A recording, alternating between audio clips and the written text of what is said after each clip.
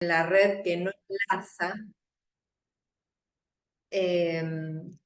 porque bueno, de alguna manera yo dejo abierto el título, pero me parece que es un título que provoca de alguna manera a pensar en un fenómeno que viene avanzando, ¿no? Que tiene que ver con las redes, con la digitalización, bueno, y poder pensar cuáles son los impactos de esto y qué posibilidades desde nuestro hacer.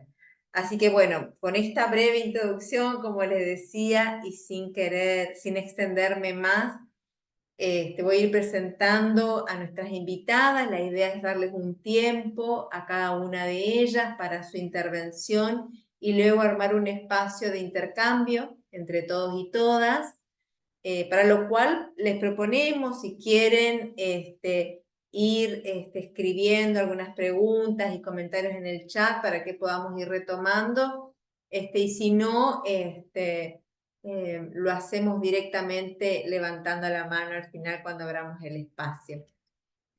Así que bueno, voy a comenzar entonces, si les parece, haciendo la primera presentación de quien nos acompaña, que es Verónica Sforcín. Verónica Sforcín es doctora en comunicación por la Universidad Nacional de La Plata y diplomada superior en inteligencia artificial y sociedad de la Universidad Nacional 3 de Febrero, licenciada en sociología también por la Facultad de Humanidades y Ciencias de la Educación de la Universidad Nacional de La Plata. Bueno, ella también es docente, es investigadora, tiene un currículum muy largo, yo lo abrevio, las cuatro invitadas lo tienen, así que voy a nombrar algunas cosas de ellas. Bueno, Verónica también ha escrito innumerables análisis y ensayos sobre geopolítica, género, política, comunicación, IA y TIC, que después ella podrá comentarnos de qué se trata. También fue ganadora del premio Ensayo Pensar Nuestra América, con categorías de la Fundación SICUS, la Asociación Filosofía Latinoamericana y Ciencias Sociales, entre otras cosas. También se desempeñó como directora de la Dirección del Sistema de Información, Monitoreo y Evaluación de Programas Sociales en el CIEMPRO, que es el Consejo Nacional de Coordinación de Políticas Sociales, periodo 2019-2023, y actualmente es la coordinadora del equipo técnico de comunicación y tecnología del Partido Justicialista Nacional y es secretaria de comunicación y prensa de la Asociación de Docentes Universitarios de La Plata. Así que bueno, le damos la palabra y bienvenida, Verónica. Bueno, gracias Carolina por la hermosa presentación. El problema es que después, viste, uno tiene que estar a la altura de todas esas palabras. Y bueno, bueno, antes que nada, agradecerte a vos, agradecer a Soledad, a Sole Colombo, que está acá con nosotros, por la invitación, por también a todos los organizadores de este encuentro. Me parece estratégico, me parece clave que se estén sosteniendo espacios federales como este, aprovechando, ¿no?, estas herramientas que tenemos para generar espacios que a veces de otra manera no se podrían concretar, ¿no? Y a la vez con temas estructurales como este. Eh, Todos me parece que estamos percibiendo, estamos viendo nuevas situaciones en los nativos digitales, en las nuevas generaciones, y me parece fundamental que en la situación que vemos en la cotidianidad, que nos despabile a los distintos ámbitos, sea de la política pública, sea de las gestiones, sea de la academia. Eh, Tenemos que profundizar y trabajar y problematizar las subjetividades digitales. Me parece que es un tema urgente, no solo necesario, no solo estructural a las sociedades en la actualidad, sino urgente también en América Latina y en Argentina en particular. Primero, bueno, yo suscribo justamente a la idea y a la concepción de que en los nativos digitales estamos viendo subjetividades digitales, que la subjetividad hoy se está modificando a partir de estas nuevas mediaciones que construyen medioambientes digitales. Hoy la realidad se disocia entre una realidad física y una realidad digital, virtual, y convivimos y habitamos estos espacios, estas temporalidades, ¿no? Con todas sus contradicciones. A su vez, trae nuevos desafíos.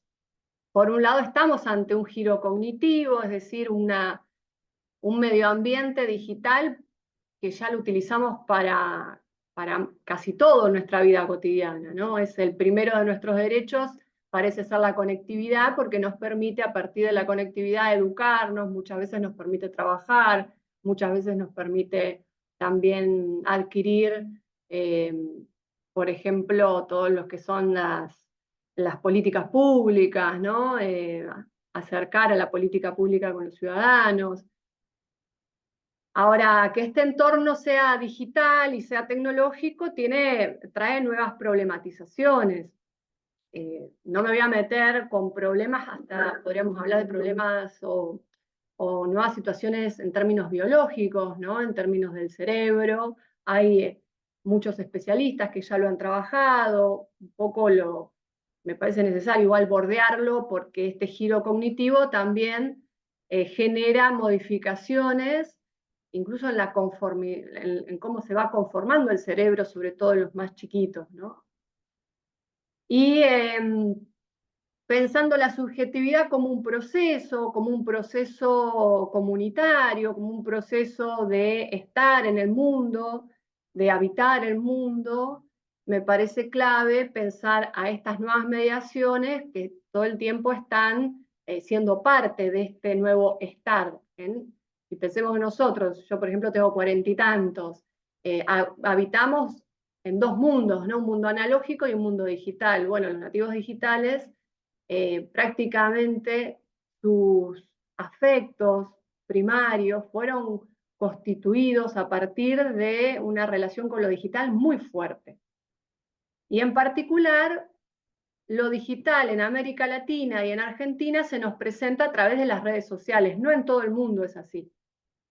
Pero Argentina, al estar en términos geopolíticos subordinados y en términos tecnológicos subordinados a un modelo que tiene una ética determinada, un modelo de producción de lo social, yo le llamo el modelo anglosajón, y que en lo tecnológico tiene propuestas muy claras, que son las empresas que nosotros usamos todos los días para comunicarnos. Tiene a Meta, que es Facebook, que es Instagram, que es WhatsApp, tiene a Google, ¿sí? Que es YouTube, tiene empresas tecnológicas que nos proponen a nosotros ciertos servicios, nos proponen este paquete cerrado de redes sociales, de formas de comunicarnos, en donde, a ver, nosotros no lo podemos modificar, nosotros no elegimos cómo armar el perfil de Facebook en un sentido más profundo. Podemos elegir la foto, pero todos tenemos que poner una foto. Todos tenemos que exponer nuestro cuerpo y nuestro rostro, ¿sí? Para lograr la comunicación en función de esos formatos encorsetados, preconfigurados que nos proponen estas redes sociales. Por eso yo siempre digo que a la tecnología hay que ponerle nombre y apellido, porque la tecnología que nosotros usamos es una tecnología que, por supuesto que son corporaciones transnacionales, son empresas que tienen objetivos, que es el de monetizar con nuestros datos a partir de generar un uso permanente y cotidiano de sus servicios, es decir, de sus redes sociales. Estas empresas necesitan que nosotros estemos conectados permanentemente, cotidianamente, que dejemos nuestra huella digital ahí, porque a partir de eso es que ellos pueden mejorar sus sistemas de alta tecnología, inteligencia artificial, lo que vemos en ChatGPT, lo que vemos en la inteligencia artificial que ahora aparece en Facebook. Entonces eso genera nuevas problemáticas sociales. porque quiere decir que las mediaciones, lo que hoy nos está mediando, incluso acá en este encuentro, en esta charla, es una empresa, es una corporación que tiene intereses determinados y que nos pone a nosotros en el lugar de usuarios y consumidores. Incluso podríamos pensar en el lugar de objetos, no en el lugar de sujetos. Entonces nosotros, cuando habitamos Facebook, lo habitamos bajo la aceptación de términos y condiciones y no nos podemos ir a otra red social. Porque la verdad es que no hay una democratización en el mundo digital. Estamos prácticamente atrapados entre 2 o 3 propuestas. En América Latina, de vuelta, principalmente Facebook, Meta y Google. Ahora TikTok, ¿no? Pero Facebook tiene también WhatsApp, que es lo que usamos permanentemente en nuestra comunicación más íntima, inclusive. Entonces, estas situaciones nos ponen de cara a grandes corporaciones con intenciones muy claras, muy determinadas. Hay millones de ejemplos. Uno que siempre cuento es Facebook ya hace más de 10 años que sabía que su conformación de la red social generaba, sobre todo en las chicas preadolescentes, distorsiones en su percepción corporal, generando situaciones de bulimia, de anorexia y otras más, ¿no? Ni hablar de la angustia, ni hablar de estas manifestaciones que hoy vemos tan exacerbadas en las generaciones de los nativos digitales. Sabiendo esa situación, hace más de 10 años no modificó absolutamente nada de su estructura de propuesta de red social. Y uno dice, bueno, pero ¿hay otros formatos? Por supuesto que hay otros formatos. Eso también como ciudadanos tenemos que aprenderlo. Por eso necesitamos una educación digital ya, ¿no? Eso es una militancia que yo llevo desde hace muchos años ya, que es la necesidad de una educación digital en las escuelas, porque, por ejemplo, podríamos hablar de otra red social que se llama Diáspora, que es muy poco conocida acá, que primero se hizo con el software libre, en donde la pirámide podríamos decir que está invertida, ¿no? La pirámide corporativa, que es los intereses de la corporación ordenando todo, bueno, son los intereses del ciudadano, ¿no? Con un sujeto de derechos, los que ordenan a la red social. Entonces, con pocas herramientas de programación, vos podés pensar y diseñar tu muro y con el cual te vas a presentar al resto de la sociedad. Eso ya es un cambio subjetivo muy grande porque da herramientas de empoderamiento a los usuarios y a los consumidores y permite una heterogeneidad mayor a la hora de comunicarnos. No nos hace que todos nos encorsetemos en un mismo formato.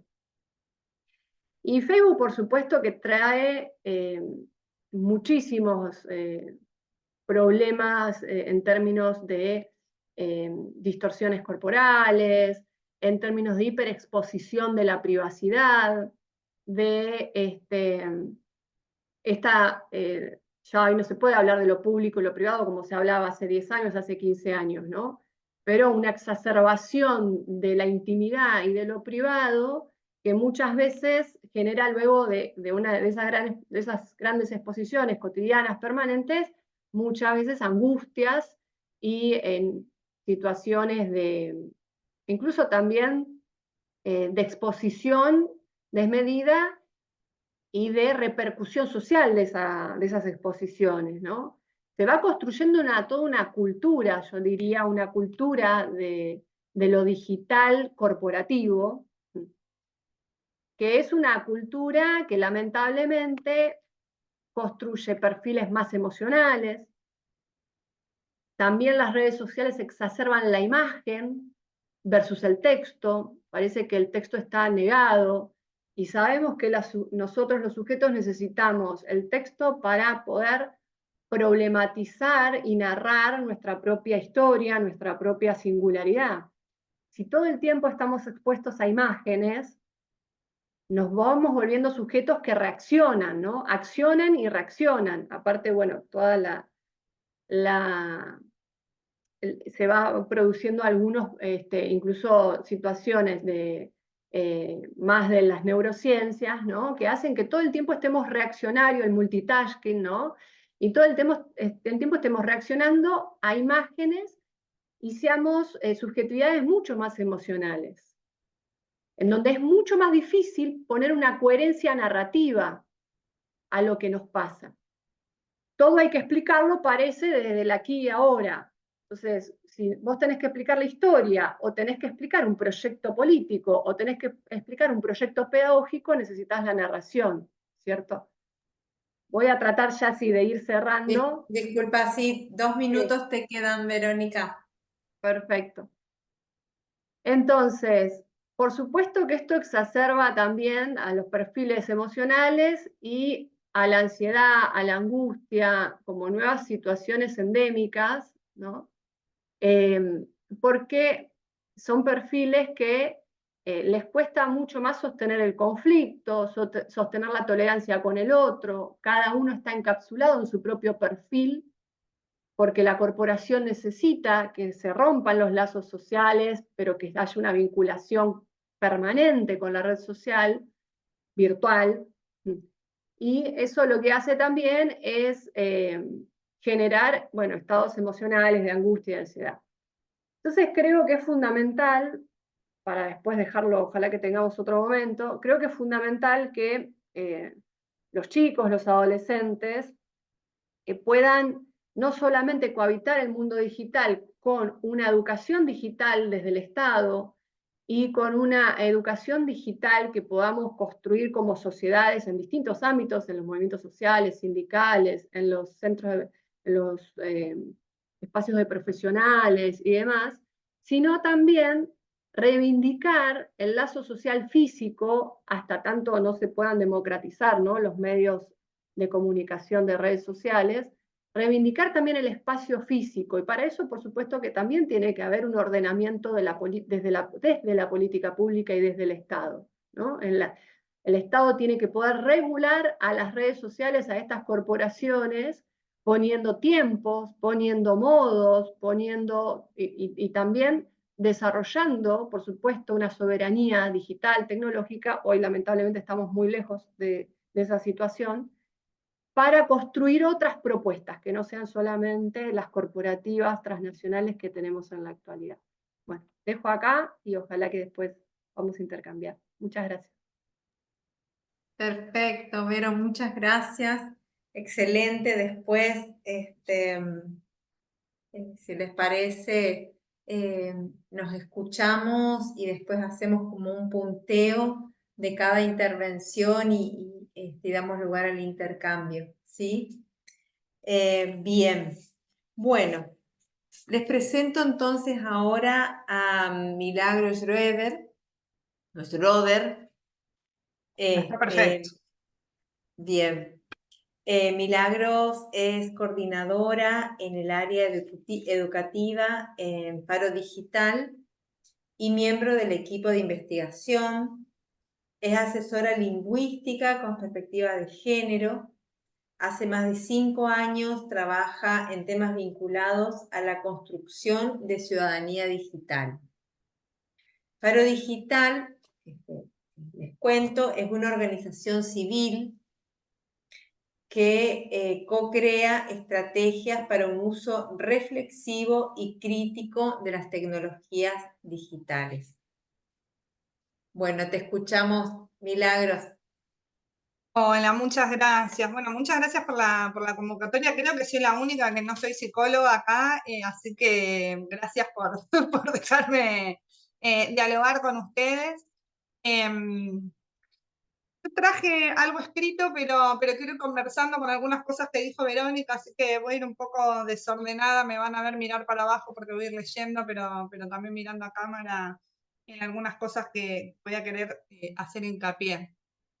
Creo que me toca pensar la parte del título de Atrapadas en la red que no enlaza. Y que por supuesto me va a llevar a terminar hablando de infancias y adolescencias. Lo primero que quiero decir es que Internet, y acá tiro el documento, ¿no? Yo soy del 83, tengo 41 años, así que cuando yo era infancia y adolescente, no tenía la internet que existe hoy. Yo iba a conectarme y era caro, no iba en casa porque era caro para mí. Pero en ese momento internet lo veíamos, incluso cuando surge internet, para nosotras primero estaba el celular, internet como dos cosas separadas, ¿no? Digamos, ese gran bodoque gigante que era el Movistar. Y después esas dos convergieron, esas dos innovaciones convergieron y ni lo imaginábamos que eso podía irse en un mismo espacio, ¿no? Pero internet lo veíamos como un espacio horizontal donde allí iban a suceder maravillosamente realidades que íbamos a lograr todo, ¿no? Éxito, belleza, amistades, amor, teníamos todo. Barico va a decir que no es así, que no nos perdimos ningún mundo ideal, que Internet es un espacio público que creamos la humanidad y que como humanidad siempre creamos todo caótico. No va a ser distinto con Internet, ¿no? Entonces no es que nos estamos perdiendo algo. Creíamos que era de una forma, pero nunca fue planteado de esa forma realmente, ¿no? Vamos creando los espacios de manera caótica. Y Sibilia va a decir las tecnologías no son buenas ni malas, pero tampoco neutras, son históricas. Entonces lo que quiero es que empecemos a pensar juntas y juntos qué historia nos trae esta tecnología. Que quienes están creando esta tecnología es mi generación. Entonces me tengo que hacer cargo de lo que mi generación está haciendo, ¿no? Esta es mi época y en esta época me tocó ser adulta. Coincido con lo que dice Verónica de los espacios que ocupamos en Internet, en su mayoría son las redes sociales. Son espacios, a mí me gusta llamarlos, que son como los shopping, vamos de shopping en shopping. No pasamos nunca por una calle, por una plaza pública, pero no solo existen shopping. Wikipedia no es lo mismo que TikTok, y Wikipedia existe igual que TikTok. Internet no es homogéneo. Distintas plataformas tienen distintos modelos económicos. De los que habló Verónica, son plataformas, son espacios públicos de intereses privados que habitamos la mayoría de nosotras y que responden a un modelo económico que se conoce como sistema de datos, algoritmos y plataformas. Lo que hacen las plataformas, como explicaba Verónica, es con tu huella digital, que es todos los datos que vos vas dejando, me gusta, comentarios, seguidores, a qué hora te conectaste, todo lo que haces y no haces, qué video no viste, qué video viste. Todo eso, todos esos datos, en tanto no Mili, sino Mili, Carolina, Verónica, Soledad, ¿no? En tanto todas mujeres de tantos años que viven en tal país, una gran base de datos nos convierte en perfiles de consumidoras. Esos datos se traducen en un algoritmo es una instrucción, como una receta, si se quiere, para decirlo fácil, y esa instrucción lo que hace es generar una experiencia de usuario sea más gratificante para nosotras cuando estamos en la plataforma. Entonces, yo estoy en TikTok, Verónica está en TikTok, si yo entro al TikTok de Verónica no me voy a sentir cómoda, porque está personalizado para ella, según sus datos. Aunque sea la misma plataforma, no vamos a ver lo mismo. Yo no me voy a sentir cómoda en el TikTok de Verónica. Y todo esto importa porque lo que hacen las plataformas con estos algoritmos y demás es buscar nuestra reacción. Intensifican o buscan nuestras emociones intensificadas. No importa lo que sintamos, no importa si yo estoy feliz, si yo estoy triste, las plataformas me van a dar, este tipo de plataformas me van a dar las tres mismas respuestas. Yo voy a poder poner me gusta, voy a poder comentar o voy a poder compartir. Nuestras reacciones, nuestras emociones están filtradas en tres reacciones. Puedo denunciar, sí, pero me tengo que ir a 3 puntitos. No es lo primero que me dan, ¿no? Y en la reacción uno hace lo primero, no vas a los 3 puntitos, ¿no? Digamos como... Esto es importante porque hay nos gusta llamarlo un anzuelo algorítmico. En esta reacción es donde te enganchan, esa emoción intensa es donde te enganchan. No es casualidad que solo tengamos estas tres opciones. Si pensamos geopolíticamente, China y Estados Unidos lo pensamos bien separados, no va a haber más grieta que China y Estados Unidos. TikTok e Instagram, TikTok de China, Instagram de Estados Unidos, nos dan los 3 mismos filtros. ¿Será casualidad? Yo creo que no, no es casualidad. Entonces, esto no solo las tecnologías o estas plataformas miden esas reacciones, sino que en algún punto nos llevan, son performáticas, nos muestran qué desear, nos muestran qué emociones sentir. Voy a leer un poquito.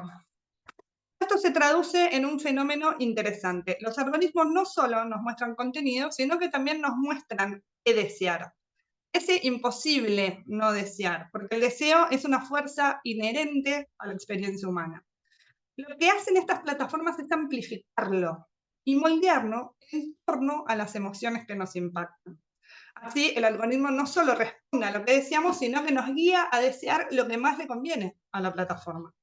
Estamos frente a tecnologías performáticas, donde lo que importa no es tanto la autenticidad de lo que sentimos, sino la forma en que presentamos dentro de los moldes de las plataformas lo que sentimos. Las plataformas no solo nos ofrecen un espacio para expresarnos, sino que tienen la posibilidad de moldear la manera en que nos expresamos. ¿Qué emociones pueden no ser capturadas por un algoritmo de reconocimiento facial?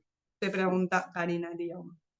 Entender que lo virtual es real está por recuperar cierta agencia sobre nuestras emociones. Tener más criticidad con lo que deseamos y cómo interactuamos en estos espacios para que no sea solo el algoritmo el que defina lo que sentimos y queremos. Juan Ruocco dice, ya no se nos impone un modo de vida, sino que el capitalismo nos vende un sueño de nosotros mismos, hacemos propio. Cuando no funciona, aparecen los efectos secundarios, depresión, angustia, frustración, estrés. El nuevo campo de batalla del capitalismo es la mente. El desafío está en ser conscientes de cómo nuestros paisajes anímicos, como diría Margarita Martínez, y nuestras emociones pueden moldearse. De encontrar formas de interactuar en y con estas plataformas que no se basen solo en el impulso inmediato, sino en un uso más consciente y equilibrado. Ir con el clic más lento.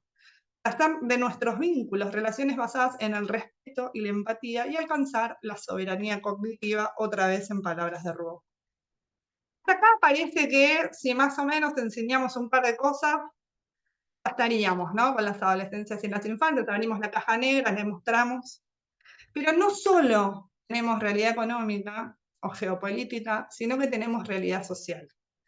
Primero te voy a discutir, Verónica, el concepto de nativos digitales. El concepto de nativos digitales surge de Prensky y es un mismo autor que años después se arrepintió, hubo como mucha literatura también en contra. Y se habla de migrantes digitales, pero sobre todo el tema con nativos digitales es que primero que lo contraponía a inmigrantes digitales, y los inmigrantes digitales parecían ser las personas que no nacieron con Internet. Y eso le bajó mucho el precio al rol que ocuparon esas personas. Aparte, y nadie buenas tardes, ¿no? Era también bastante peyorativo con inmigrantes, como si el inmigrante nunca pudiera terminar de apropiarse de ese espacio público o de ese espacio que sea. Y con nativos digitales, si bien en nuestro país la verdad que lo que es la conectividad tenemos un buen número, no podemos desconocer que no todos los chicos y las chicas nacen con Internet. Justamente es uno de los derechos que tenemos que garantizar. Pero que no solo es la conexión a Wi-Fi o a datos, sino también el poder habitar. Los chicos y las chicas tienen derechos también en Internet. Desde ahí coincido con lo que dice Verónica en estos antiguidades de espacios donde las subjetividades se desarrollan. Hay en Internet algunos planteos particulares donde tenemos que pensar qué pasa con las adolescencias y las infancias. Pensar en las infancias y adolescencias como atrapadas las convierte en objetos sujetados a las pantallas y no en sujetos activos. Esto implica una visión pasiva, que no reconoce la agencia de las y los jóvenes en su relación con el entorno digital. Esta perspectiva los y las sitúa como víctimas inamovibles de las dinámicas tecnológicas y sociales, lo que invisibiliza su capacidad para participar activamente, cuestionar y moldear su experiencia en la red. Nos ocurre también cuestionar: ¿somos las personas adultas que cuidamos esas infancias y adolescencias que están atrapadas en una red que no enlaza? Estas personas adultas corremos el riesgo de posicionarnos como guardianes de un entorno estático, donde nuestro rol es simplemente proteger y vigilar una red. Si están atrapadas, entonces habrá que solo chequear que la red no las asfixie. Esta forma de pensar nos convierte en agentes de control. Solo imponen límites, sin abrir espacios para el diálogo o la co-construcción de saberes. Somos como vigilantes que custodian una realidad, creyendo que nuestro único papel es poner barreras y prevenir daños, pero sin permitir que experimenten, cuestionen o crezcan a través de su interacción con el entorno digital. Porque claro, nos vinculamos entre personas, pero nos vinculamos con máquinas y nos vinculamos con personas a través de máquinas. Vínculo no es solo interacción, la cantidad de interacciones no define la calidad de los vínculos. En un entorno donde somos bombardeados y bombardeadas con notificaciones, mensajes y contenido constantemente, debemos reivindicar el valor del diálogo y la escucha activa, incluso Disculpa, en lo Milagros, digital.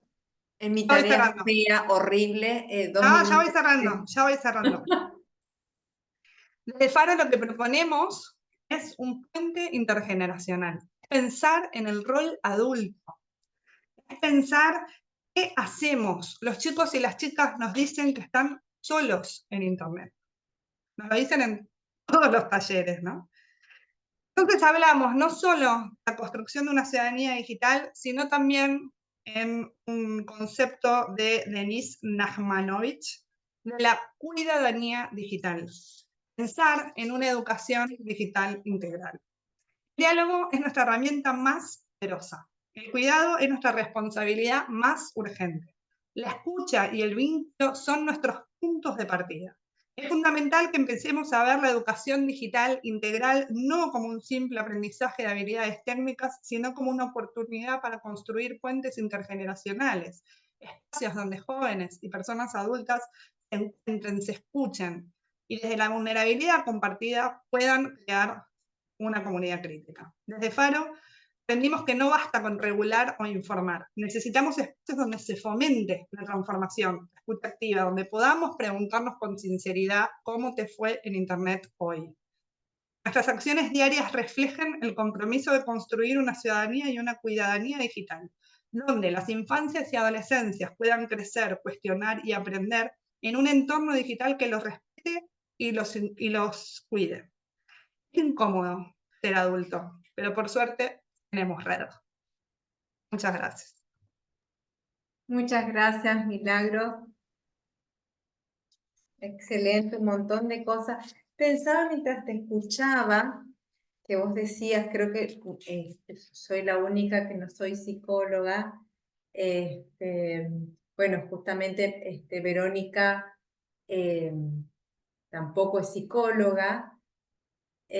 Ahora le voy a dar la palabra a 2 psicólogas, pero pensaba entonces tal vez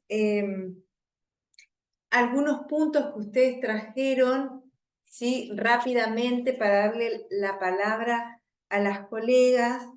Te los Para hice que... leer. Te los hice leer a 2 del equipo que sí son psicólogos y psicólogas. No, no, Es un porque me chiste, es un parece chiste. sumamente interesante lo que ustedes plantean, me hace pensar en un montón de cosas que yo voy a dejar lugar para el intercambio, pero sí quiero traer algunos puntos de lo que ustedes plantearon que me parece realmente impecables, muy interesantes para poder pensar, trajeron cuestiones, yo no me los había preguntado de esa manera, entonces quiero retomar rápidamente y darle la palabra a las colegas porque nos interpela realmente en nuestro saber, en nuestra práctica y en poder pensar, bueno, qué modos de trabajo con esto. y ustedes hacen propuestas, por eso las quiero como marcar, ¿no? Bueno, Verónica hablaba de los nativos digitales, de la subjetividad digital, los medioambientes digitales, realidad psíquica, realidad digital, la realidad orgánica también, ¿no? Los estudios de la influencia y el impacto en el cerebro, los nuevos desafíos, el derecho a la conectividad, un nuevo estar en el mundo, hablaba a partir de lo digital, la angustia, ¿no? Frente a las redes sociales, bueno, que en Argentina, digamos, la modalidad y en América Latina tiene que ver con la digitalización a través de las redes y que eso tiene que ver con la cuestión de la organización económica, ¿no? Y capitalista y el lugar de Latinoamérica ahí. Ella trae como proposición, entre otras cosas, ¿no es cierto?, trae como proposición la educación digital en las escuelas desde el Estado, que también la traía Milagros. Planteaba la cuestión de la reacción emocional versus la coherencia narrativa, ¿no? A través de las redes. Las situaciones endémicas que esto genera en relación a la ansiedad, la angustia, tal vez podemos agregar la depresión, la ruptura de los lazos sociales, ¿sí? Y también traía como cuestión propositiva no solo la educación, sino reivindicar el lazo social físico, ¿sí? Regular, digamos, las redes, pero también proponer un desarrollo de la soberanía digital, ¿no? Pero yo como algunas de las cosas que trae Verónica, Milagros retoma algunas, agrega otras, pone en cuestión también algunas. Milagros habla de que la humanidad siempre creará de manera caótica. Habla de pensar la historia de la tecnología para poder ubicarla ahí, las redes sociales como shopping, los espacios públicos y los intereses privados. Bueno, hablaba de que los perfiles crean algoritmos, la emoción a través de la reacción, ¿no? Como un anzuelo algorítmico, la reacción como un anzuelo algorítmico. Estas tres posibles respuestas, opciones, denunciar, el me gusta, denunciar, compartir, ¿no? Lo virtual es real, se preguntaba ella, ¿no? ¿Qué lugar hay la virtualidad? El capitalismo produciendo sueños de nosotros mismos, ¿no? El campo de batalla hoy es la mente, traía Milagros. Bueno, intervenir las plataformas, la soberanía digital, inmigrantes digitales versus nativos digitales, ahí como para pensar eso, ¿no? El derecho a Internet, y bueno, y traía los adolescentes, las infancias como sujetos sujetados a la pantalla, como víctimas inamovibles, y esto que trae también, que me parece muy interesante, pensar en los adultos, ¿no? Que aparecen como guardianes del entorno informático, como agentes de control, sin acompañamiento, ¿no? Y lo que propone también Milagros, aparece lo de la educación digital integral, la escucha, el vínculo, la ciudadanía digital, pero puntuó también esto que dice pensar el rol adulto, ¿no? Ahí en eso, ¿no? Que no basta regular.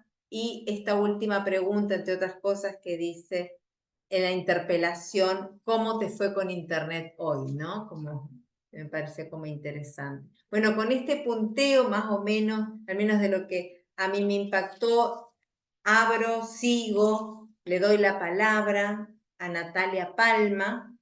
Natalia Palma es psicóloga, presidenta del Colegio de Psicólogas y Psicólogos Segunda Circunscripción, coordinadora de la Comisión de Educación de la FEPRA, magíster en Derechos Humanos de la Universidad Nacional de Rosario, especialista en infancias y juventudes de Claxo, trabajadora en equipos socioeducativos del Ministerio de Educación, región 6 de Santa Fe, delegada de ANSAFE provincial, profesora en la Facultad de Psicología de la UNR, en la cátedra Profesorado de Psicología de la Niñez. Muy bien, te damos la palabra entonces, Natalia. ¿Qué tal? Buenas tardes. ¿Me escuchan? ¿Cómo les va? Bueno, agradecer la invitación y la iniciativa de este encuentro, y también a Laura Capella, que fue quien me invita y es coordinadora también de nuestro foro en el colegio, coordinadora del foro en defensa de los derechos humanos de nuestro colegio en Rosario. Y bueno, y un honor compartir esta actividad con compañeras de altísima trayectoria. Así que bueno, muchas gracias. Voy a empezar con una noticia, estaba preparando que iba a traer, y me encuentro con una noticia en un diario de una localidad vecina que es Roldán, donde el título dice: ciberacoso. Un estudiante de tal escuela difundió imágenes de alumnas y el colegio prohibió el uso del celular.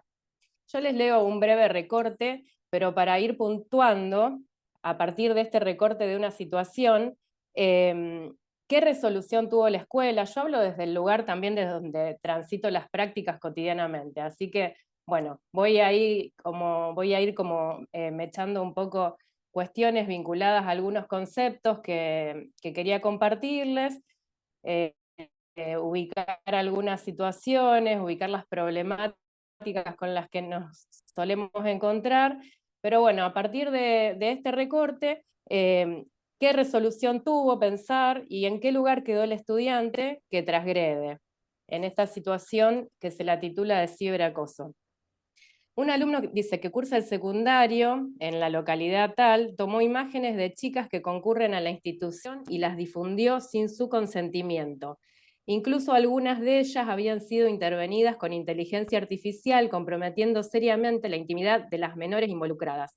La situación ocurrida el pasado viernes provocó el repudio inmediato de otros alumnos, de padres y directivos, de modo que el colegio tomó la decisión de prohibir el uso de los dispositivos móviles desde este lunes. Y dice que la situación produjo un daño moral hacia algunos estudiantes y sus familias. Es un comillado en dichos del equipo directivo. Pensando en esto que traían de la cuestión de, bueno, de cómo también acompañar en las instituciones escolares el uso de los dispositivos.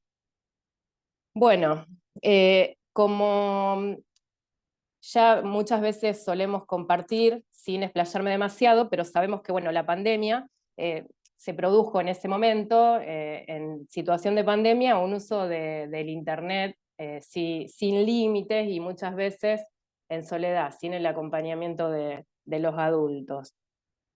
Y en lo cotidiano vamos escuchando a docentes y profesores, bueno, la gran preocupación en relación al uso de diferentes plataformas, de juegos en niños de edad primaria, y también las situaciones más complejas, desde los juegos, desde los videojuegos, hasta situaciones más complejas en las escuelas secundarias con las situaciones de las apuestas online.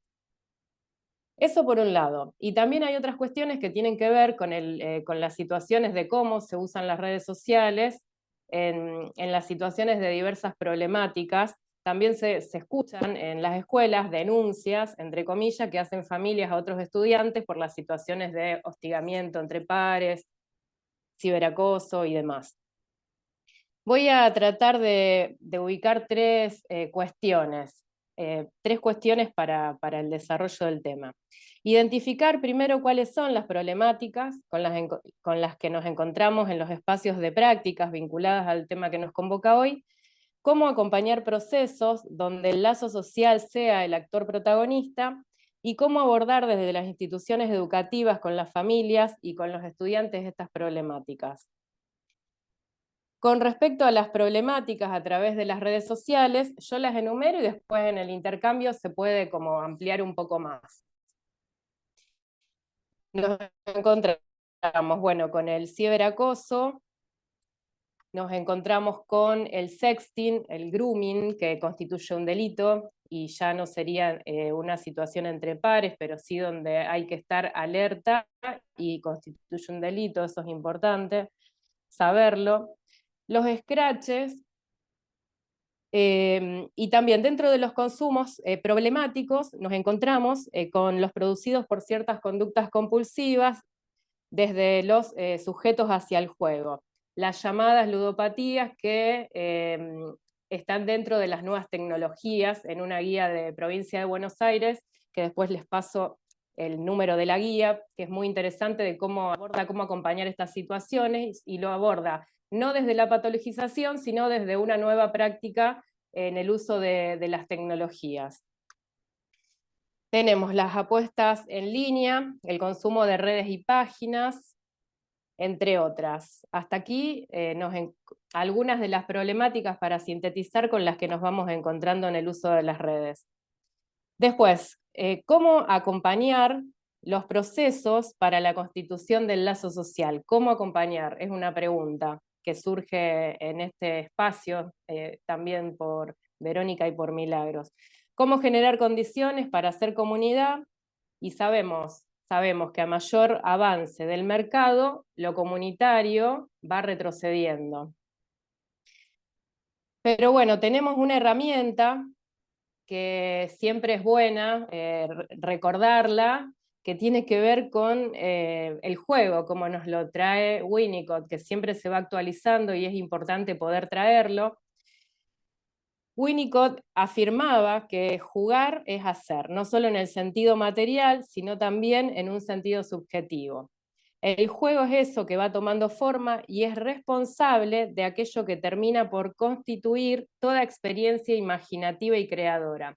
O sea, apostar en y construir condiciones para que el juego tenga lugar. Esto no hay que perderlo de vista y poder siempre acompañar esos procesos de lo lúdico. Y otra herramienta que tenemos, una herramienta inclaudicable, tiene que ver con nuestra posición ética en relación a cómo acompañar determinados procesos, y siempre es retomar la palabra, defender la palabra como la condición para la producción del lazo social. Porque muchas veces aparecen situaciones donde, bueno, ¿qué hacer? Se pide como la receta de qué hacer o cómo resolver determinada situación. Y no tiene que ver con eso, tiene que ver con escuchar y retomar aquella situación que ocasionó el conflicto o dejar de apelar. Es nuestra posición ética esa. Después, otra de las cuestiones de cómo acompañar algunos procesos tiene que ver con ir generando posibles condiciones para una acción reparatoria. Esto también es importante, lo ubico como una herramienta muy importante, el llamado a la acción reparatoria, porque implica la responsabilidad, dar lugar o hacer lugar a la responsabilidad del otro, la responsabilidad subjetiva en relación al otro que transgrede. Las acciones reparatorias serían como el marco. Y es importante contar con la participación de los estudiantes, porque si no, no es posible ninguna acción reparatoria. Porque muchas veces se piensa en un montón de situaciones, pero se piensa por los estudiantes conflictos sin incluirlos muchas veces. Propuesta grupal en relación a todas estas problemáticas que enumeré antes. Quedan Nunca 2 minutos, señalando, nunca disculpa, de modo... Natalia. Ah, bueno, Disculpa. qué rápido.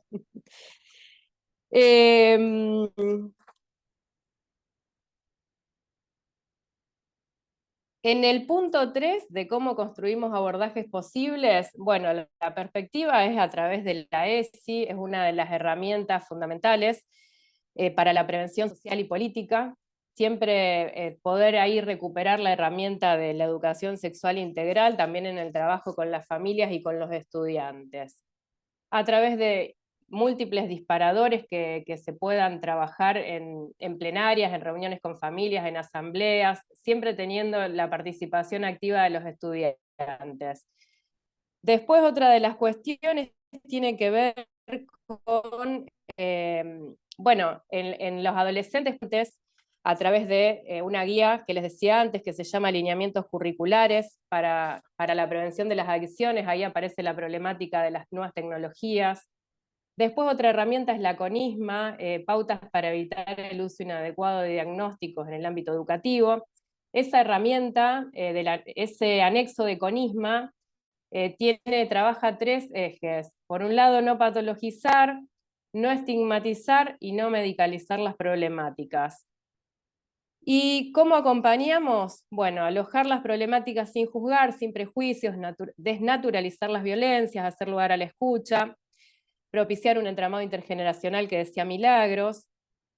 Y otra de las cuestiones en estos tiempos que estamos transitando, la escuela pública tiene que ser y es el mejor lugar donde pueden estar los chicos y las chicas. La escuela pública es un escenario propicio para poder enlazar, entramar y construir con otros de un modo intersectorial, interdisciplinario, los acompañamientos a infancias y adolescencias. Reivindicar que la escuela la hacen los chicos, las docentes, los profesores, los no docentes, los tutores, la familia. Reivindicarla como ese lugar único de experimentación. Y se trata de focalizar en acciones concretas. Hay que poder retomar nuevos programas para el juego, porque no se trata de no usar las tecnologías, sino de usarlas de un modo cuidadoso y también no perder de vista esto que decía antes, que va avanzando el mercado y las nuevas ofertas, esto que trabajaba Milagros en relación a, bueno, cómo manejan los sentimientos, las emociones y demás, y vamos retrocediendo en toda la mirada y la perspectiva comunitaria. Bueno, gracias. Buenísimo, gracias Natalia. Si siempre queda corto, Sí, me quedaron varias cosas, pero bueno, no importa. después en el intercambio vamos a poder extendernos un poco más y posiblemente también estos materiales que decís, quizás después si podemos juntarlos como para pasar, me parece que sería como muy interesante. Bueno. La presento entonces a la doctora Gabriela Dueñas. Ella es doctora en psicología, licenciada en educación y psicopedagoga, profesora titular de grado, posgrado y extensión en varias universidades nacionales, ex consultora de proyectos de alta complejidad en salud mental en la dirección ejecutiva de la ANDIS en el 2020-2023, autora de numerosas publicaciones en temas de su especialidad, infancias, adolescencias, derechos, salud mental, educación y discapacidad, entre muchas otras cosas en las que se ha dedicado Gabriela, así que bueno, te damos la palabra, Gabriela.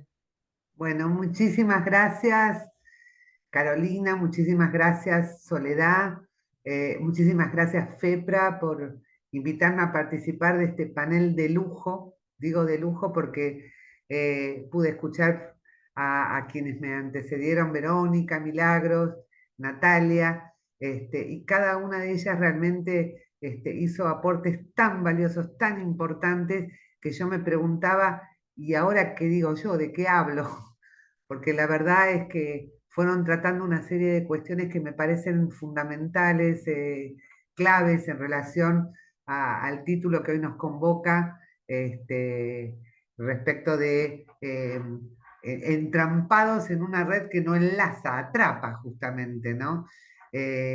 Y al respecto, bueno, a mí lo que me gustaría señalar o hacer foco, aunque de alguna manera todas y cada una de ustedes ya lo anticiparon, tiene que ver con que detrás de esto, de este fenómeno de las nuevas tecnologías que nos están generando, produciendo un nuevo mundo, este mundo digitalizado en el que habitamos, no solamente los que nacieron en las últimas décadas, sino también los adultos a cargo de ellos, son estas grandes corporaciones, creo que lo refirió Verónica, a quienes lo que les interesa es la monetización, o sea, hacer plata, dinero, el mercado, este mercado neoliberal, este mercado que está tan ligado a lo que Zygmunt Bauman describe como esta cultura posmoderna, líquida como los mercados, y en estos contextos, en esta cultura, es que aparecen estas nuevas tecnologías informáticas de la comunicación, que por supuesto están dirigidas a producir consumidores. O sea, la idea no es contribuir a la producción de sujetos, sino de sujetos consumidores, ¿sí? Frente a esto, vengo escuchando hace tiempo ya, por suerte cada vez menos, a quienes demonizan a las nuevas tecnologías, y yo me opongo a esto porque efectivamente, como dice Paula Sibilia, las nuevas tecnologías en sí mismas no son ni buenas ni malas. El tema es la intención de quien las utiliza, de las políticas que hay detrás del uso de estas nuevas tecnologías. Por eso me parece tan importante visibilizar los intereses que hay detrás de ellas, porque de esa manera vamos a poder advertir los reales peligros ante los que nos enfrentamos y también discernir, diferenciar todo lo que nos ofrecen, porque no podemos negar que las nuevas tecnologías nos permiten unos niveles de accesibilidad de modo tal que hoy tenemos que hablar del acceso a las nuevas tecnologías como un derecho, que hay que garantizar desde el Estado, porque aquellos que no tienen acceso a las nuevas tecnologías van a quedar como al margen de la historia, ¿no? Yo a veces pienso la llegada de las nuevas tecnologías como sucedió con la llegada de la imprenta, ¿sí? Al comienzo asustó, generó temores, mucha oposición, pero lo cierto es, esto es principio de realidad, diríamos nosotros, es que llegaron para quedarse y como hasta ahora no se inventó la máquina del tiempo, están allí, ¿sí? Están manipuladas, maniobradas, operadas por estos intereses de las grandes corporaciones que lo único que pretenden es con esto hacer más dinero y no nos reconocen como sujetos y menos como sujetos de derecho. Por eso el modo en que operan y que muy bien describió también Milagros y Verónica me evocaba esto que decía Ramón Carrillo, ¿no? En lo que eran las guerras de última generación, cuando refería apunten a la cabeza, disparen información, ¿sí? Acá es un disparar una hiper cantidad de información y de estímulos para lo cual ni siquiera el cerebro humano todavía está adaptado, porque es cierto que a nivel biológico el cerebro se va modificando como todo el organismo en función de los cambios socioculturales del ámbito donde vivimos, pero está la velocidad, la vertiginosidad de los cambios que no estamos preparados biológicamente. Pero tampoco estamos preparados, y voy a tratar de acotar porque tenemos poco tiempo, no estamos preparados del campo de las ciencias de la salud, desde las ciencias de la educación, desde las ciencias de la comunicación, para entender cómo es que estas nuevas tecnologías y su uso permanente, habitar en este mundo virtual, desde que nacemos, van modelando la subjetividad, ¿sí? Porque en efecto, y no podemos preguntarnos si son reales o no, son reales, la virtualidad es real, tiene un modo de realidad diferente al físico, pero es una realidad, las pantallas, como decía nuestro querido maestro Ricardo Rodulfo, son un nuevo sitio de subjetivación que compite mano a mano, cabeza a cabeza, con aquel viejo sitio que era la familia y la escuela, ¿sí? Hoy los niños, niñas, adolescentes y adultos pasamos a veces más tiempo habitando este espacio virtual que estos otros espacios a los que seguimos llamando lo real como en oposición a lo virtual, que no es así. Dando lugar en este desencuentro, en esta falta de entendimiento, a mi criterio, de parte nuestra, de la sociedad adulta, de todos y todas, no solamente de la generación tuya, Mila, discúlpame, de todos y todas, dando lugar a otro fenómeno a partir del cual el mercado también hace plata y busca hacer plata, que tiene que ver con algo que refirió Natalia, que es este fenómeno de la patologización y medicalización de las infancias y adolescencias, y que, bueno, justamente es a partir de este fenómeno que creo que nos tenemos que sentar a pensar, quienes nos ocupamos de trabajar con niños, niñas y adolescentes del campo de la salud, de la educación, de lo social, cómo es que no nos damos cuenta el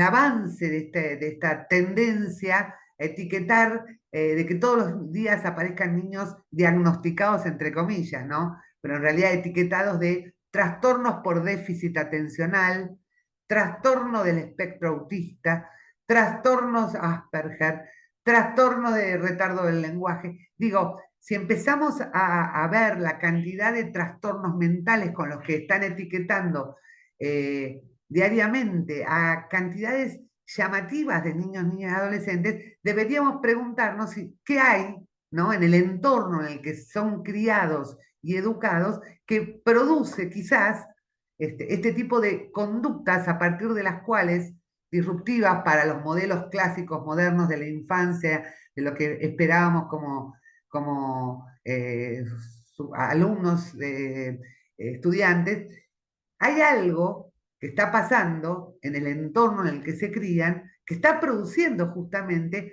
esto que hoy llamamos trastorno oposicionista desafiante o por déficit de atención. Digo, cuando uno empieza a revisar, y lo hicieron muy bien Verónica, Milagro, Natalia, qué efectos produce, sin duda, entre los efectos que produce hay cambios muy marcados en las formas de funcionamiento cognitivo, hay novedosísimas modalidades de prestar atención, de captar la información y de procesarla, hay un exceso de vínculos que pasan por el lado del exceso de información en detrimento de afectos, o sea, los chicos y las chicas y los adultos, al estar habitando en estos mundos virtuales, tienen una hiperconectividad, pero desde la información, desde las imágenes, en detrimento del vínculo afectivo, ¿sí? Quizás por eso, me pregunto, cada vez vemos más estos chicos que denominan Asperger, ¿sí? Y que parecen, cuando uno los ve, los mira, los escucha uno tras otro, así como si a mí me llegara al consultorio un chico que me dice que come arroz con palito, habla en chino, me saluda con costumbre china, diría, este chico viene de una familia china, lo están criando los chinos. Bueno, estos chicos parecen criados por pantallas, ¿sí? ¿Por qué no preguntarnos si en lugar de tratarse de un trastorno mental que ellos traen desde el nacimiento, no son condiciones que se van generando por los estilos de crianza que les ofrecemos hoy en día en estos tiempos en donde no hay vuelta atrás, esto es lo que hay. Entonces, si esto es lo que hay, y esto está sucediendo, cuando observamos cambios de conductas disruptivos en ellos, que nos hacen ruido porque seguimos usando como modelo del niño normal manuales que son de otra época, ¿sí? Y seguimos estudiando y enseñando en la universidad y en los profesorados con manuales de un niño moderno y de una familia moderna, la familia Ingalls, que ni siquiera ya existe en el canal Volver. Entonces, a partir de ahí, el mercado encuentra justamente en este abismo cultural que hay entre la sociedad adulta, las escuelas fundamentalmente, que son de marcado sesgo conservador, y los estudiantes que las transitan, un lugar ideal para aterrizar y hacer más negocios. Se hacen más negocios. Entonces, frente a estas conductas que presentan los chicos, producto de sus estilos de crianza, entre paréntesis, ya lo sabíamos, porque desde el psicoanálisis, Milagro dice que ella no es psicóloga, pero bueno, ustedes saben por su formación que desde el psicoanálisis, desde la psicología genética de Piaget, desde Vygotsky, desde los grandes, los clásicos del campo de la psicología, que hasta el día de hoy no han sido desautorizados. Nosotros decimos hay que actualizarlos, pero hay cuestiones conceptuales que han planteado, como por ejemplo el psiquismo, la subjetividad, la mente, como le quieran llamar, no viene dada, ¿sí? La inteligencia no viene dada, se construye, y se construye a partir de un proceso complejo, ¿sí? Ligado fundamentalmente al entorno con los otros significativos, a los vínculos con los otros significativos del entorno de esos niños y niñas que llegan al mundo. Entonces, ¿por qué pensar ante un niño que habla en forma neutra como si fuera un aparatito, o ante un chico que no puede sostener la atención durante periodos de 30 minutos como sucedía cuando yo era chica y no estábamos modelados cognitivamente con los tiempos atencionales que proponen las nuevas tecnologías? ¿Por qué pensar que el problema es del niño, que él nació así? A mí me parece esto una cuestión perversa del mercado, donde produce estas problemáticas y luego, como hacen las lógicas neoliberales, terminan privatizando complejas problemáticas sociales porque se le atribuye al niño, a él, que nació así, ¿sí? Renegando además de todo lo que hoy sabemos en el campo de la ciencia, no solamente el campo de la psicología, de las ciencias sociales, sino también del campo de las neurociencias, que también nos hablan de que el sistema nervioso no viene dado, acabado, maduro con el nacimiento, sino que se va a ir madurando también a la par de todo lo que es el proceso de crecimiento, ¿sí? Que se da en forma articulada con la articulación y la construcción del psiquismo y la modelación de la subjetividad. Entonces, Disculpa, qué perverso Gabriela, que el quedan fenómeno 2 como minutos. Carolina. Sí, yo quiero aportar a todo lo que ya dijeron esto, ¿no? Como corolario de nuestro desconocimiento frente al avance de estas, nuevas tecnologías que están operadas por el mercado, a quienes nosotros, las personas, no les importamos como sujetos, ¿sí? Sino que somos objetos para enseñarnos a ser pasivos consumidores. Encima, cuando aparecen estas dificultades y la escuela, por ejemplo, particularmente, que es un tema al que yo me dedico, no tiene herramientas, no tiene conocimientos como para entender y atender estas nuevas formas de funcionamiento cognitivo, de vincularse, de jugar, encima los patologiza. Bueno, en realidad la escuela asociada con los colegas del campo de la salud mental, que con un profundo desconocimiento ante las complejidades y las incertidumbres que nos generan estas conductas que son sintomáticas, en vez de preguntarse, como decía Natalia, qué nos está pasando como sociedad, ¿sí? Etiqueta a los niños de trastornados mentales. No sé, Carolina, si estamos con los tiempos, y yo lo que quise es hacer un aporte a todo lo que venía. Y quiero aprovechar para decir que también soy docente de la Universidad de Rosario, eh, así que por Natalia, digo. Excelente, Gabriela y Natalia.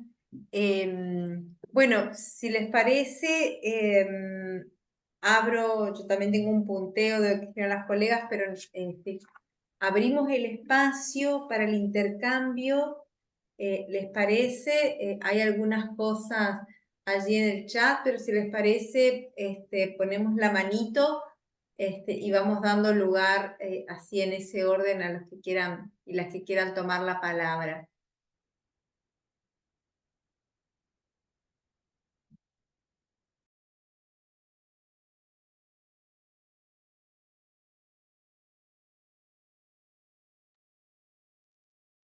Mientras tanto, mientras lo van pensando, bueno, Quería, Carolina, ¿podía agregar dos palabritas más? sí, por supuesto. Se habló de la ruptura de la red social, ¿no? Que creo que a eso apuntan estas lógicas neoliberales, la fragmentación, y Natalia planteó como desafío reconstruir la red social, apostar a los espacios colectivos, comunitarios, y ante la complejidad de las problemáticas a los abordajes interdisciplinarios. Bueno, en estos tiempos, en la medida en que avanzan estas lógicas, haciendo uso de estas nuevas tecnologías, que no hay que demonizarlas, insisto, hay que conocerlas para poder ponerlas, digamos, adecuarlas a nuestra perspectiva de derecho. Les debería llamar la atención, nos debería llamar la atención la cantidad de niños que están siendo etiquetados actualmente de autistas, ¿sí? El autismo, ¿qué es el autismo? El aislamiento, de eso se está hablando cuando se habla del autismo, ¿no? Y hay una epidemia de autistas, digo, para que nos quedemos pensando, ¿no? Sí, y esto que traes de la red social, trabajar en las redes sociales, justamente las redes, que son redes digitales, se llaman redes sociales, ¿no? Bueno, en esa encerrona se ubica, digamos, ¿no? Esto de que no hace lazo esa red, justamente rompe con el lazo social, ¿no?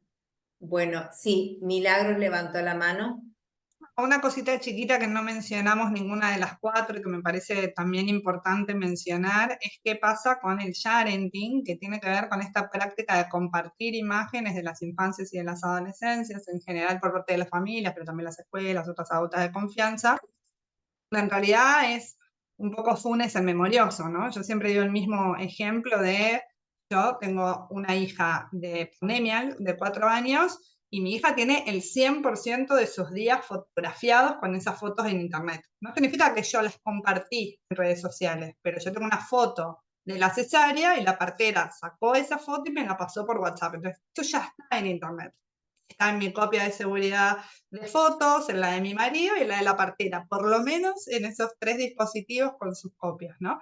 Y desde ahí todos los días, o porque yo le saqué porque estaba contenta y no sé qué sé yo, o una abuela, o un tío, o una tía, o las maestras que me muestran en el jardín, porque esto también es importante, ¿no? Este rol de sobre fotografiar todo para sobre contarnos todo.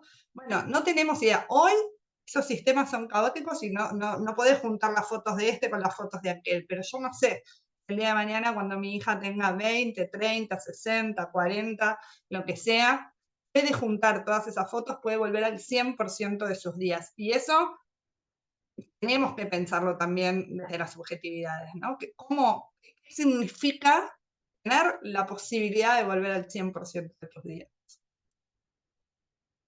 Ni idea, ¿eh? Yo eso se los dejo a ustedes.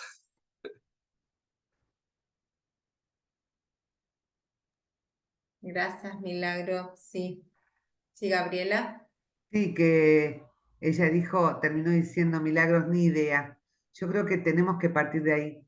No tenemos idea, tenemos una gran Es lo que incertidumbre dijiste y que de que no estamos preparados de las ciencias, el completamente de acuerdo. desafío es ponernos en una actitud investigativa, Bueno, antes de salir corriendo a etiquetar, a poner, a dar respuestas a aquellas preguntas para las cuales no tenemos respuesta. Y frente al límite de nuestros respectivos conocimientos, hoy más que nunca se requiere del trabajo interdisciplinario. Lo que yo coincido. he aprendido hoy de ustedes, de Carolina, de vos, Mili, realmente lo que aportan desde sus respectivas, Verónica, ¿no?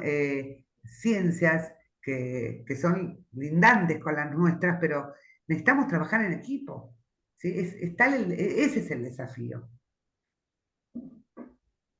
Pensaba en lo que dijo Verónica de la responsabilidad del Estado, proponiendo espacios físicos y también desde la educación digital y Natalia nombraba la escuela y vos nombrabas el consultorio también. Yo traigo a los adultos o también traigo a las organizaciones civiles a través de Faro.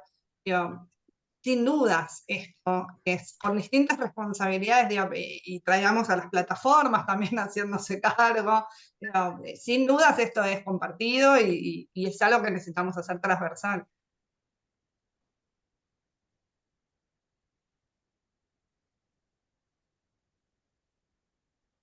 ¿Alguien más?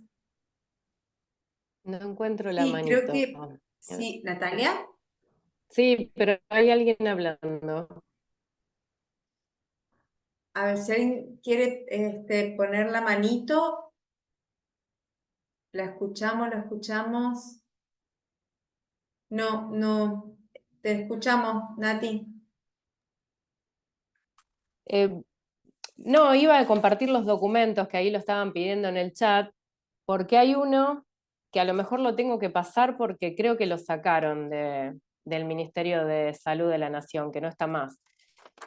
Que es pautas para evitar el uso inadecuado de diagnósticos en el ámbito educativo.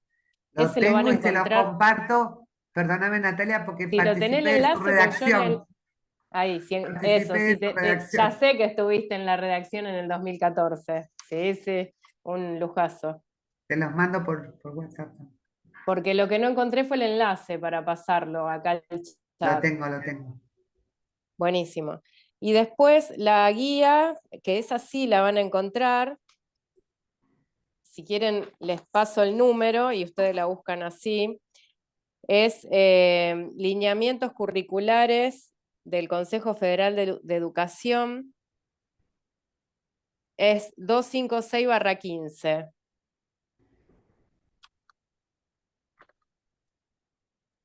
Sí, tal vez Natalia o Gabriela o les propongo a las 4, si quieren mandar material, podemos ahí solo organizar, ¿no? A dónde enviar y nosotros la hacemos circular, que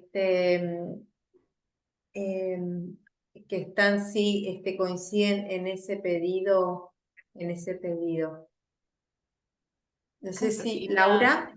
Sí, una cuestión de forma nomás. Están preguntando por la certificación, si va a haber inscripción o formulario, como Sí, otras veces. no, esta vez no tenemos formulario, así que mande el mail al mail de la FEPRA. Después María me irá consultando y yo le pasaré los presentes. Dale, gracias. Perdón. No hay nada. Bueno, no veo manos por ahí. Vos querías, yo iba a apuntar algunas cosas, Natalia, querías. Sí, con respecto al lugar de la escuela. Hay hay una cuestión que hace tiempo no hay formación continua, y eso tiene que ver con el desfinanciamiento educativo, al no tener formación continua. Entonces, bueno, son situaciones que se van, que empiezan a aparecer, y la escuela no puede sola resolver algunas situaciones, muchas diría. Por eso es importante recuperar el lugar de la escuela y también generar espacios de discusión junto con las escuelas a través de mesas intersectoriales, las plenarias, los lugares donde se pueda, en relación a cómo acompañar a construir determinadas problemáticas. Porque esto que les traía al principio, esta resolución que toma el equipo directivo de una escuela, diciendo, bueno, pasó esto, no se usa más el celular. No tiene que ver con la restricción, no tiene que ver con que esto es bueno o es malo el uso del celular, sino se está poniendo en el lugar de esto que decían antes, el lugar de la tecnología como algo que no está bueno. Y en realidad es ir acompañando esto, acompañando el uso y acompañar el vínculo entre pares, el registro del otro, el semejante, la otredad, que es algo que tiene que ver con esto, con recuperar la cuestión del lazo social en relación a los espacios donde transitan infancias y adolescencias. Porque bueno, ante los discursos de odio imperantes también lo que aparece es la política o la respuesta de la cancelación, o la cuestión del escrache como una situación de justicia social, justicia por mano propia, y el lugar del adulto queda desdibujado ahí en relación a eso. Y bueno, a veces es lo que primero aparece en los pibes. A veces aparecen diferentes modos de resolución de los conflictos. A veces están buenos y a veces hay que acompañar, no hay que dejar de acompañar. Y no hay que dejar de ubicar que son pares. Esta situación que se aborda de este modo, donde se dice que, bueno, que hay cuestiones morales que le ocasionaron al otro, deja a este estudiante en una situación también de estigma, que es el que ocasiona el problema, y no se lo acompaña a responsabilizarse en ese sentido. Así que hay que ver estas cuestiones desde el lugar de no estigmatizar infancias y adolescencias, y que es complejo, cómo es un límite muy finito en relación a eso, cómo acompañar sin estigmatizar, y responsabilizando a la vez. Gracias, Natalia. Ahí hay una manito que levantaron, Sí. pero no tiene nombre. Samsung dice. Caro, hay varios en el chat que por ahí los podés ir nombrando, que quieren hablar y no encuentran la mano, pero quieren decir algo. Ah, Este debe ser mío, me parece, el Samsung. Ajá, sí. ¿De quién? Lo que pasa es que creo que no le puse nombre. No sé si dice Luis o Cintia. ajá.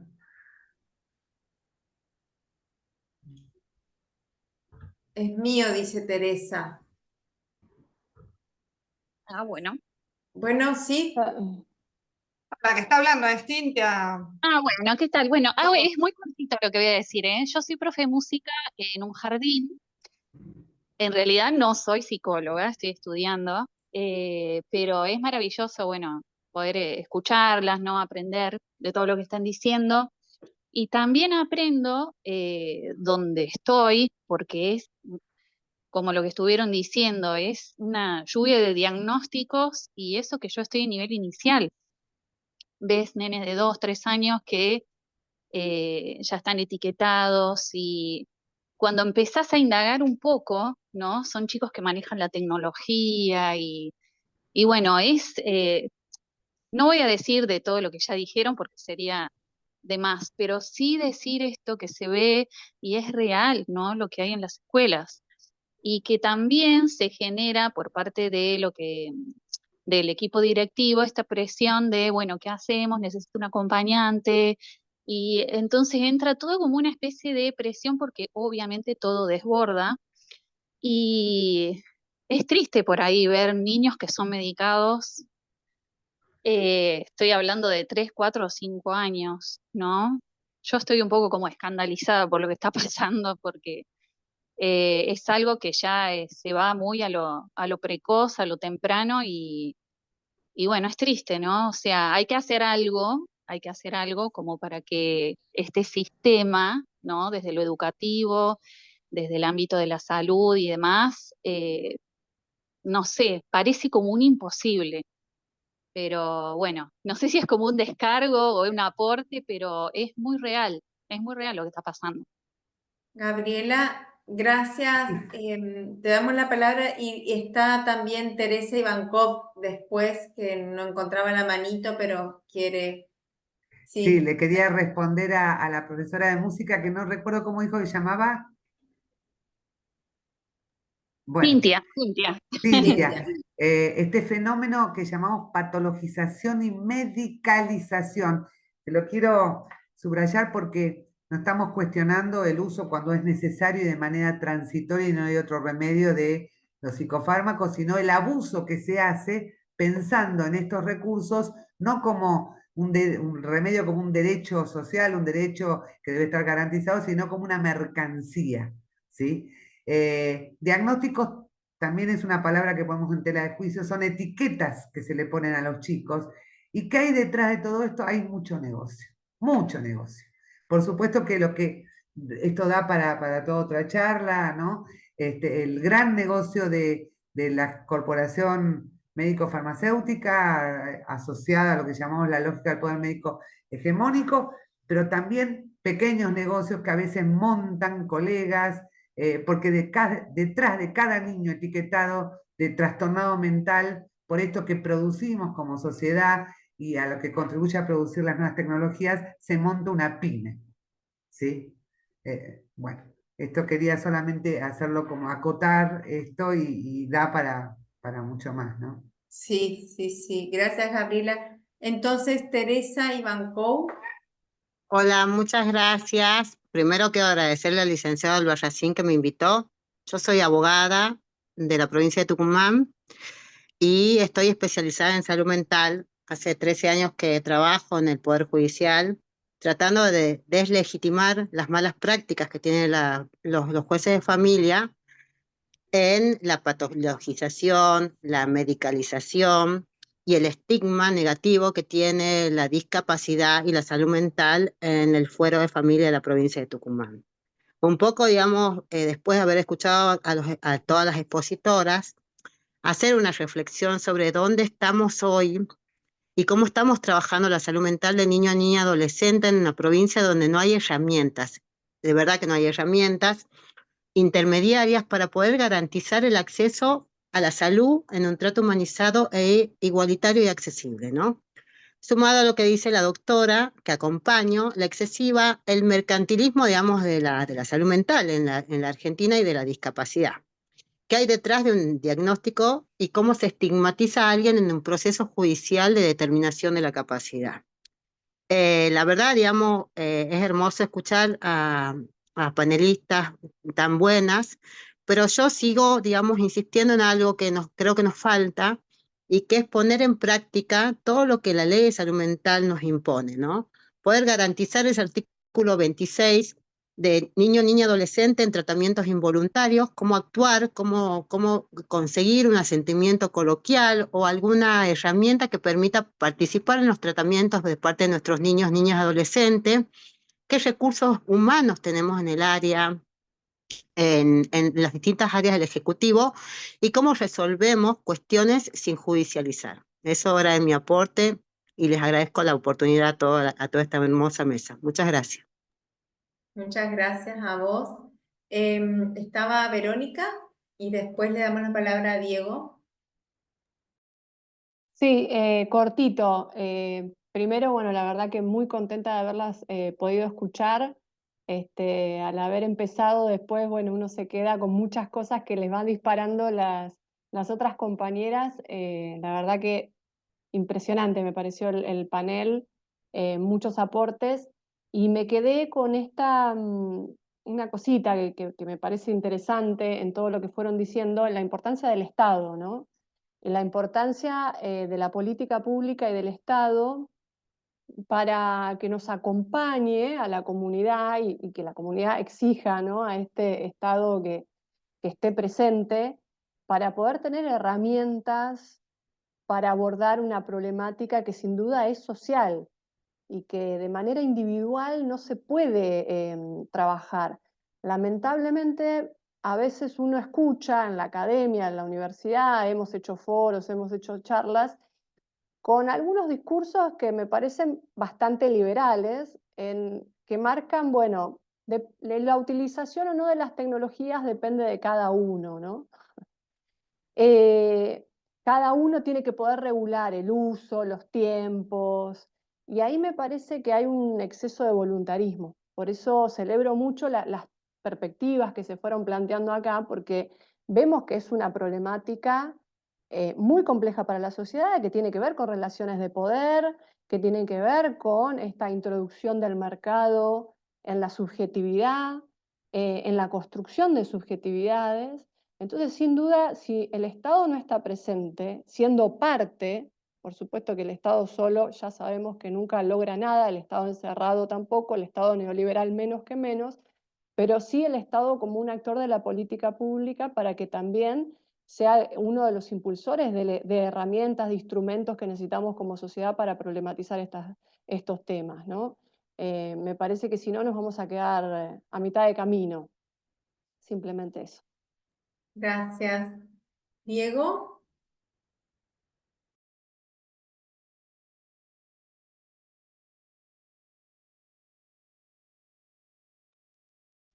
Hola, buenas noches. Bueno, ante todo quería aprovechar la oportunidad para agradecer a las colegas, nada, este aporte tan rico que nos han hecho, ¿no? Para poder repensar unas problemáticas, ¿no?, en las que estamos sumergidos cotidianamente y a veces no nos damos el tiempo de pensar. Segunda cosa que por ahí me parece importante aportar, ¿no?, es la importancia de volver sobre la ley de salud mental. No solamente, bueno, Teresa hablaba un poco de esto, ¿no? Me parece importante desde el punto de vista que nos sirve para pensar, digamos, la salud mental como no una cuestión exclusiva del sujeto, como planteaba Gabriela, sino como una problemática muy compleja que tiene que ver con, nada, con factores sociales, con factores históricos, no, con una complejidad de factores. Por otro lado, recuperar también la cuestión de la interdisciplina, ¿no? Si pensamos en salud mental como algo complejo, claramente tiene que haber una intervención interdisciplinaria, ¿no? También la ley de salud mental nos alerta sobre la no medicalización. Me parece que es fundamental en un montón de cuestiones la ley de salud mental. Por último, pensaba en esto que planteaba la compañera, ¿no?, que decía que tenía fotos de su hija desde el parto hasta el día presente, ¿no? Y volví un poco sobre lo que nos decía Gabriela, ¿no? Por ahí tenemos exceso de información, ¿no?, pero eso no garantiza que su hija pueda, en mi opinión, ¿no?, pueda reconstruir toda su historia. Me parece que la foto solamente es información, lo importante es lo que uno puede historizar con esa foto. Digo, lo que uno puede reconstruir. Me parece que la foto es como, nada, como un índice, como una huella anémica. Lo importante es lo que uno puede construir a partir de eso. Y me parece que lo que pasa en estos tiempos capitalistas, digamos, con estos tiempos de la modernidad líquida, como dice Bauman, es precisamente que como todo transcurre tan rápido, no nos permite pensar. me parece que cuando pensamos estas políticas complejas también nos pasa esto, porque son tan vertiginosos los cambios que no nos dan tiempo para pensarlo. Nada, simplemente eso quería aportar. Gracias.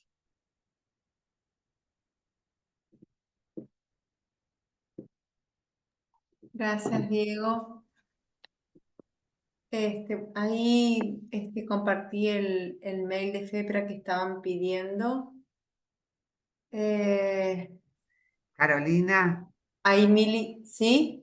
tengo los lineamientos acá, pero no los puedo subir al chat porque está todo el documento y dice que es un exceso, así que los voy a mandar Perfecto, para que ustedes los distribuyan, ¿sí? perfecto, perfecto. Dice Mili, coincido, Diego, creo que es una pregunta que nos tenemos que hacer en cómo se constituye esa narrativa de la subjetividad teniendo tanta información disponible. Bien. Natalia, vos querías... Sí, no encuentro la mano. Bueno, va a terminar la actividad y no encontré la manito. No, esto del documento de CONISMA es un documento muy importante para recuperar, porque está escrito por referentes nacionales. Una de ellas, Gabriela, que decíamos antes, un poco en chiste, lo escribí yo, sí, lo escribió ella, tal cual es así. Ella fue, No, formó yo parte. sola no lo escribí, ¿eh? No, es Una construcción sí, ahí. muchos aportes de muchos colegas. Sí, Y colaboré en la redacción. bueno, no es poco. Y es la articulación entre salud mental y educación. Es un documento que trabaja esa articulación que tanto necesitamos, donde bueno, se trazan lineamientos, recomendaciones.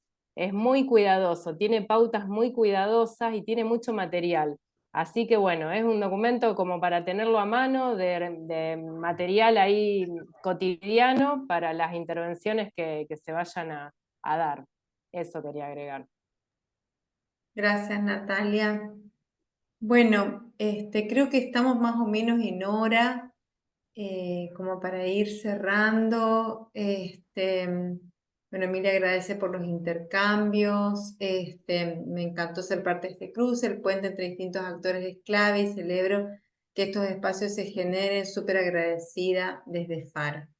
Bueno, creo que sí, que todos y todas coincidimos en la importancia de poder pensar esto de que no tenemos idea, pero bueno, hay que pensar las ideas, hay que investigarla, hay que hablarla con otros, ¿no? Creo que esto es, acá estamos como en un intercambio de lazo entre distintos saberes, distintas experiencias y distintos impactos, porque no somos de dejar también objetos consumidores, digamos, y consumidos por el sistema que viene, que bueno, hay desarrollos también desde la filosofía, varios, Sadin, Byung-Chul Han y demás, que también me parece que es un saber muy interesante como para hacer interlocución, que vienen planteando, ¿no? Como el escenario de la pandemia dio lugar a un reforzamiento, ¿no? De esta época digital, que bueno, creo que venimos en esta cosa visibilizando lo que pareciera ser invisible, ¿no? Porque de repente no tiene nombre y apellido, está ahí las 24 horas, no tiene horario, no tiene modo y demás. Así que bueno, cerrar con, creo que hay muchas cosas, pero fundamentalmente rescato esto de la cuestión ética que traían, algunos la mencionaron directamente, pero que todos estamos hablando y todas de la importancia del posicionamiento ético frente al sufrimiento humano. Claro que es condición de lo humano, ya lo decía Freud, la crueldad, lo caótico, ¿no? Esto es algo que nos va a pisar los talones siempre, y bueno, creo que la cuestión ética ahí es poder pensarlo, es detenerse, es advertir, es investigar, es pensar, es inventar, siempre en lazo, interdisciplinariamente, como traía Gabriela, intersectorialmente, entre disciplinas y entre saberes, ¿no? Esto obedece a un sufrimiento de época, como también se preguntaba Freud, ¿cuál es el malestar de la época? Bueno, este es nuestro malestar, creo, así que será, bueno, poder pensarlo y, bueno, justamente poder pensar en las niñeces y en las adolescencias, coincido, el corrimiento del Estado es gravísimo, trae graves consecuencias, tenemos las universidades públicas, pero además tenemos otras cuestiones, ¿no?, que tienen que ver con el control, con los procesos cada vez de individualización de las subjetividades, la soledad, ¿no?, el encontrarse con esto. Así que bueno, me parece como, nada, agradecer a las 4 y además el espacio de intercambio. Yo creo que esto es algo que seguramente empezaremos para luego continuar, porque creo que hay que seguir pensándolo, ¿no? Y como decía, bueno, creo que es poder pensar el avance del capitalismo neoliberal, cuál es el sujeto que produce, las subjetividades que produce y qué podemos proponer allí, ¿no? Sí, Sole, vos querías. No, simplemente agradecerles a las 4 invitadas, pero también a todos y todas las que se sumaron a esta actividad.